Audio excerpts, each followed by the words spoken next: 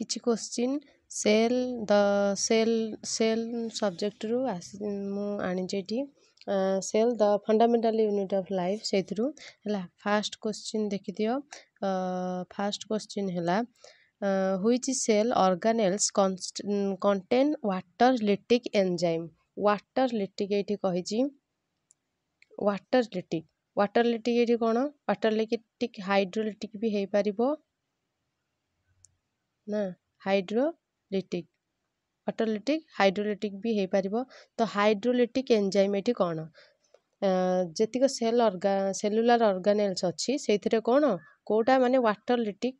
Content करूची वाटरलिटिक enzyme content करूची तो जेमति हमें जानि जे राइबोसोम एठी फर्स्ट ऑप्शन एठी गड़बड़ हे आइची तो सेआडे लक्ष्य करनी देखो कौन कौन ऑप्शन देछि राइबोसोम यदि राइबोसोम देछि राइबोसोम टा हमरो कोन राइबोसोम रे प्रोटीन सिंथेसिस हुए कोन हुए राइबोसोम रे प्रोटीन सिंथेसिस हुए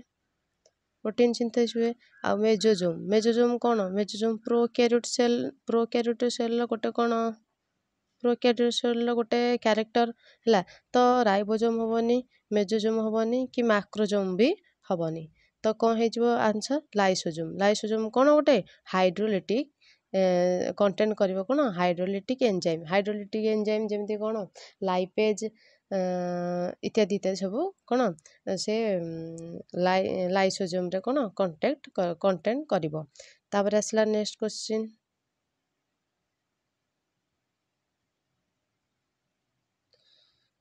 क्वेश्चन देखि दबा तापर गोल्गी कॉम्प्लेक्स सेकंड क्वेश्चन हला गोल्गी कॉम्प्लेक्स सॉरी टिके भूल हे जाय जेठी Golgi complex take part in Golgi complex माने कोथरे भागनी गोल्गी कॉम्प्लेक्स रो काम कोन कोथरे से भागनी रेस्पिरेशन इन बैक्टीरिया अच्छा बैक्टीरिया रे गोल्गी कॉम्प्लेक्स थाए कि न थाए तो एटा कोन हबनी डिकम्पोजिशन ऑफ फैटी एसिड ये कौन करिवो फैटी एसिड को डिकम्पोजिशन करिवो कि ना तो एठी ना गोटे ऑप्शन एब्सेंट अछि तो एथिरे आ गोटे भी option थांता made of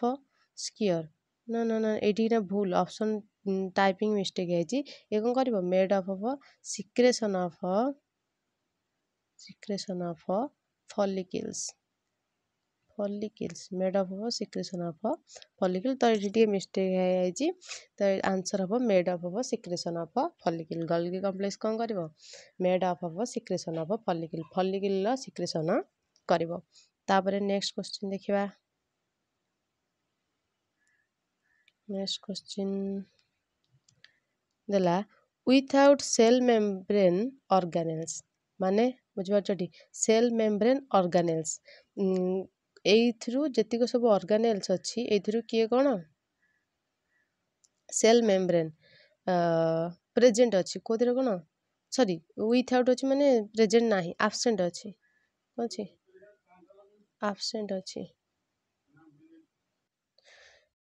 without cell membrane organelles माने सेल मेम्ब्रेन कोथरे कोन एब्सेंट अछि सेंट्रोजोम रे एब्सेंट अछि सेल मेम्ब्रेन राइबोसोम रे भी कोन एब्सेंट थाए सॉरी राइबोसोम एटा एस राइबोसोम रे कोन भी एब्सेंट थाए आ एटा प्लास्टिड रे कोन थाए प्रेजेंट थाए प्लास्टिड रे कोन प्रेजेंट थाए अच्छा कोथरे एब्सेंट थाए कोथरे प्रेजेंट थाए एब्सेंट म कहि दोछ एब्सेंट कोथरे थाए सेंट्रोजोम सेंट्रियोल हला सेंट्रियोल आउ राइबोसोम ए तीनटा करे कोन ए तीनटा करे एब्सेंट थाए आउ जो रहिला lysosome Golgi body endoplasmic reticulum vacuole आउ फ्लैजेला सिलिया माइटोकॉन्ड्रिया प्लास्टिड एरा करे सब कोन प्रेजेंट थाए सेल मेम्ब्रेन एरा करे प्रेजेंट थाए सेल मेम्ब्रेन त नेक्स्ट क्वेश्चन देखिबा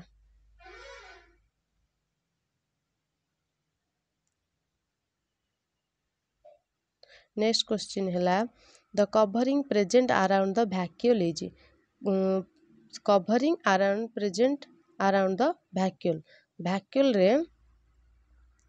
अच्छा भैक्यूल कोथरे थाए एनिमल सेल रे थाए कि एनिमल सेल रे आंतमी न थाए प्लांट सेल रे भैक्यूल थाए प्लांट सेल रे जो भैक्यूल थाए से केते परसेंट निए कि 90% पूरा कवर कर थाए सेल जो सेल रो 90% कवर कर थाए कि भैक्यूल भैक्यूल रे कहछि कवरिंग ए जो कवरिंग टा रहिला ए जो कवरिंग टा रहिला भैक्यूल रो प्रेजेंट अराउंड द भैक्यूल ताको कोन कहा जाए सेल मेम्ब्रेन कहा जाए कि सेल मेम्ब्रेन नुह कि सेल वाल भी नुह तो यहाँ भी नुह टोनोप्लास्ट कौन कह जाए टोनोप्लास्ट ये जो सेल वालटा को भैक्यूल रो सेल वालटा को टोनोप्लास्ट बोली कहा जाए तापर नेक्स्ट देखिबा who called protoplasm as the physical basis of life who called माने को साइंटिस्ट माने को साइंटिस्ट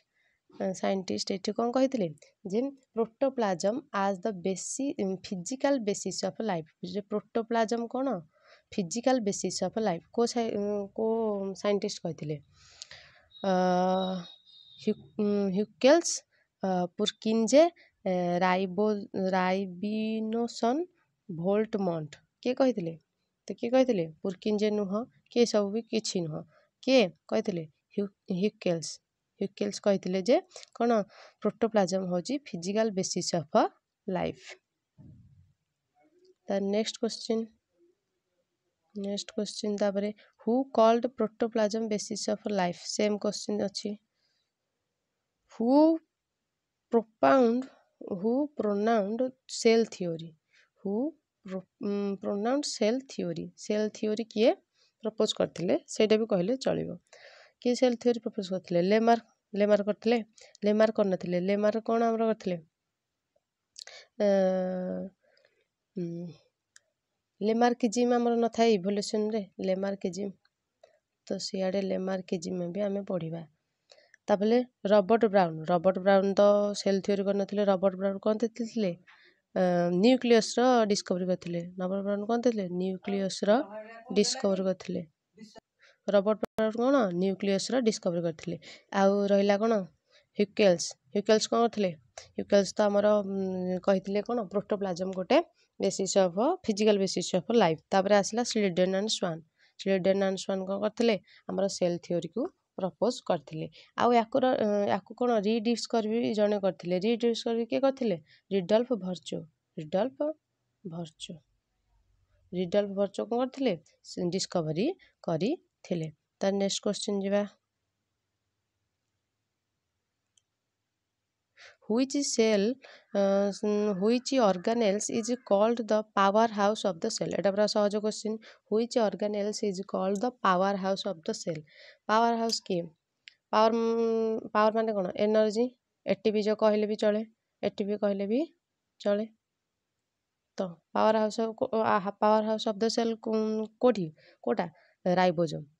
कोन सॉरी राइबोसोम नुह लाइसोसोम भी नुह तो power house of the cell कोन mitochondria power house of the cell mitochondria तापर next question which cell organelles is called protein factory से गला कोन power house of the cell protein factory protein जोटी सिंथेसिस हुए प्रोटीन कोड synthesis हुए ribosome रे लाइसोसोम तो कहली लाइसोसोम कोन सुइसाइडल बैग जे कोन ना HCl जो हाइड्रोलिटिक एंजाइम सिक्रेट करे हाइड्रोलिटिक एंजाइम सिक्रेट करिया फल रे से तार जो अच्छी से निजे जो कौन करे जमती मारे सेमिति सुइसाइडल बैग भी लाइसोसोम को कहा जाए गल्गी बॉडी तो नुह ये आंसर कौन हो protein synthesis of cell ribosome तो नेक्स्ट क्वेश्चन देखिबा next question 10 number plasma membrane is made of plasma membrane कोथरे मेड ऑफ होता है प्रोटीन ना protein carbohydrate protein nucleic acid एटा तो नुह आदम भी कि प्रोटीन कार्बोहाइड्रेट भी नुह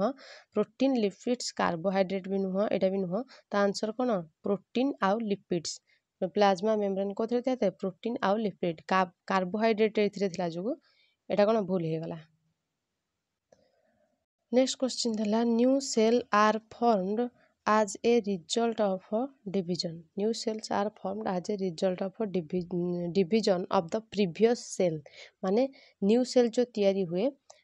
तार कार result division of previous cells माने प्रीवियस सेल डिविजन फल न्यू सेल्स ही तैयारी है थाए. दिस स्टेटमेंट आर माने किए देथिले स्टेटमेंटा किए देथिले स्टेटमेंटा रो आ गोटे भी कोन अछि अर्थ अछि ओमनी सेलुला ई सेलुला ना ओमनी सेलुला ई सेलुला